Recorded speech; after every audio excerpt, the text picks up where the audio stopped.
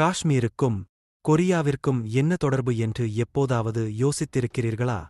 இந்தக் கேள்விக்கு ஒரு பழைய கல்வெட்டு பதில் சொல்லும் என்று நீங்கள் நினைத்திருக்க மாட்டீர்கள். இப்போது கண்டுபிடிக்கப்பட்டுள்ள இந்தக் கல்வெட்டு நம் வரலாற்றைப் பற்றிய அனைத்து தேடல்களையும் மாற்றப் போகிறது. இதன் முழு பின்னணியையும் அறிந்து கொள்ள தயாராகுங்கள்.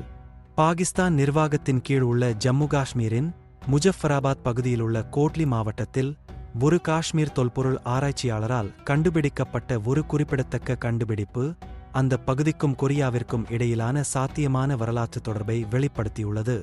இந்த கண்டுபிடிப்பு ஆராய்ச்சியாளர்கள் மற்றும் வரலாற்று ஆசிரியர்களிடையே உற்சாகத்தை தூண்டி இந்த பகுதியில் கலாச்சார பாரம்பரிய சுற்றுலா மீதான நம்பிக்கையை எழுப்புகிறது. AJK பல்கலைக்கழகத்தின் இணை பேராசிரியரும் அதன் சாரதா கற்றல் மையத்தின் தலைவருமான முனைவர் ருக்ஷானா கான், தெற்கு கோட்லியின் கரடுமுரடான மலைப்பகுதிகளில் சமீபத்தில் கண்டுபிடிக்கப்பட்ட ஒரு பழைய கல்வெட்டில் கொரிய எழுத்துக்கள் மற்றும் புரோட்டோசாரதா எழுத்துக்களின் கலவை இருப்பதாக தெரிவித்தார்.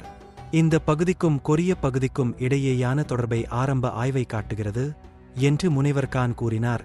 இதுபோன்ற கல்வெட்டுகள் பொதுவாக மத நிர்வாக அல்லது நிலம் தொடர்பான நோக்கங்களுக்காக பயன்படுத்தப்பட்டன என்றும் கூறினார்.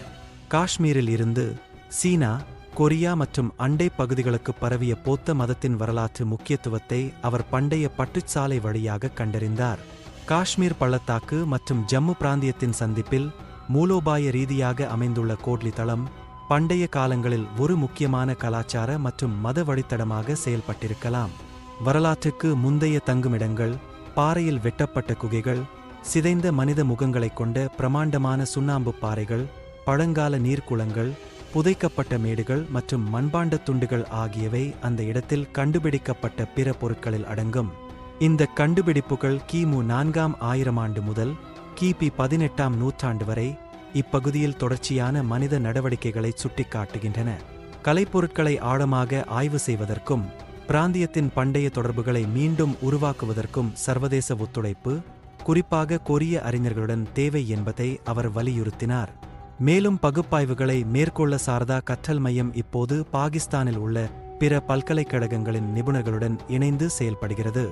இந்த கண்டுபிடிப்புகள் காஷ்மீரின் வரலாற்றில் ஒரு புதிய பரிமாணத்தை சேர்ப்பது மட்டுமல்லாமல் கலாச்சார பாரம்பரிய சுற்றுலா மற்றும் தொல்பொருள் ஆராய்ச்சிக்கான இடமாக இப்பகுதியின் சுயவிவரத்தை மேம்படுத்தக்கூடும்.